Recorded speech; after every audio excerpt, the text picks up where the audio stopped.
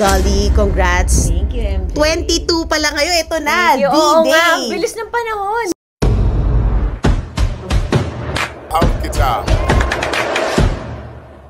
Sobra. And, Grabe. well, a moment of silence for your look. Tom Brown po. Thank you. You always Thank you po, Sir Tom. Wait, sorry. You always eat at the red carpet, diba? Parang Yes. the mother ate, laging ganon. That's the goal.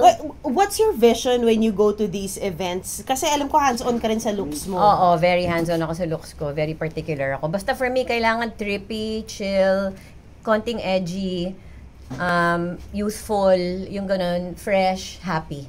Just like your roles. Yes, exactly. Well, we do have, of course, the ex-nun na mapapanood natin and mai-enjoy natin.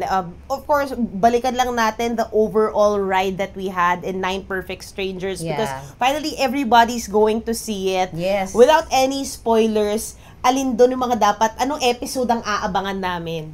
Episode 3. Oh my gosh. Malapit na. Oo, episode 3. So, lalabas yung first 2 episodes. Next week, lalabas yung pangatlo. Okay. So, yun yung episode ni Agnes. Gaano ka-trippy ito?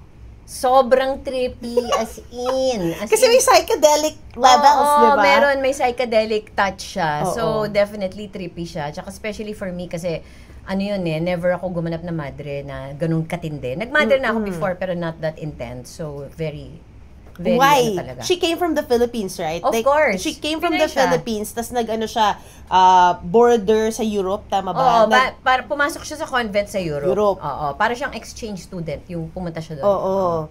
Tas doon na yung yung backstory. Doon na nangyari lahat ng mga pangyayari sa life niya. Doon na niya question yung sarili niya. Tsaka question niya yung presence ni God sa life niya. So, pumunta siya kay Masha para magpatulong kung ano ba yung nangyayari sa kanya. And that's what you will watch in the series. Wow. And yun nga, kasi yung season 1, so parang naiisip na namin, syempre, mas crazier ang season 2, di ba? Crazier talaga ang season 2. Pati yung attack, yung camera work, yung DP namin napakahusay.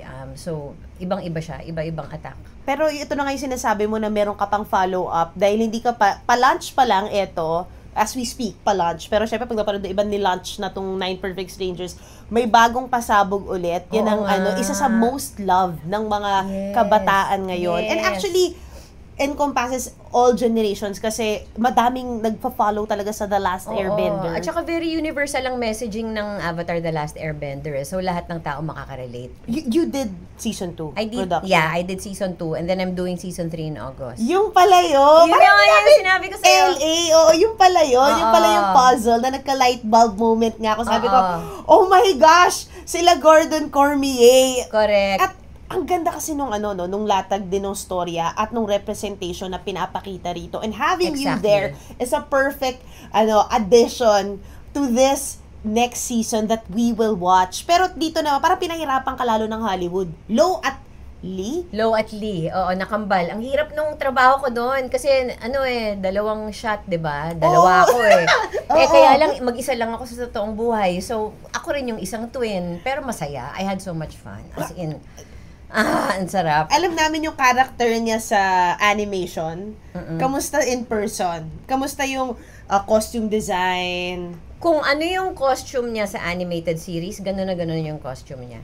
Sa live action, gano'n na gano'n yung costume. Kamusta yung interaction nyo? Nakita mo ba yung ibang cast din o si Princess Azula? Nakita ko lang si Princess Azula tsaka si Daniel Day Kim, si Ozai. Zaddy! Si Ozai! Zaddy! Yes, sobra. Sobrang zaddy. Sobrang zaddy nga, totoo. Oo. Napaka-sweet na tao. Sobrang bait. Oh my gosh. I mean, wait, how was it? How was the interaction? How was the set? Nag-dive in ka na rin ba sa series? Oo, it was very light-hearted. People were very happy. People were very nice and warm. Si Liz, yung gumaganap na Azula, very sweet, very charming. And si Daniel Day Kim, also very welcoming. Tapos nung end of the day namin, sabi niya, great job, yung ganon. So, sarap. Masarap lang.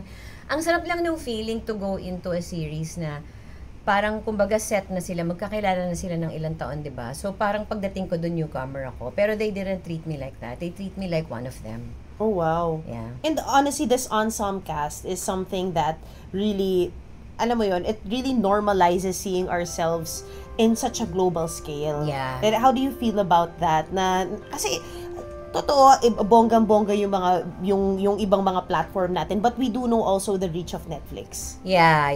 'Di ba? Yes, totoo. And parang feeling ko it's also very timely kasi this is the age of kailangan maging mas inclusive tayo, mas diverse ang casting natin. And dito talaga, makikita mo talaga napaka-inclusive and diverse ng casting. Ang dami-dami naming mga actors na from all walks of life and from different parts of the world ng pinanggalingan. And I'm glad Netflix is doing something like that. Yung grabe dun is because it doesn't mean na, usually, di ba, sasabihin nila, kaya before nagkakaroon tayo ng disconnect pag may mga nire-represent na Asians on the big screen is because they're not from where the country they're portraying. Yes. 'Di ba? Usually, right? Usually whitewashing ang ginagawa yun nila. Na nga. Oo. Pero dito walang ganon. Talagang lahat kami yung ethnicity namin unique. May brown, may yellow, iba-iba.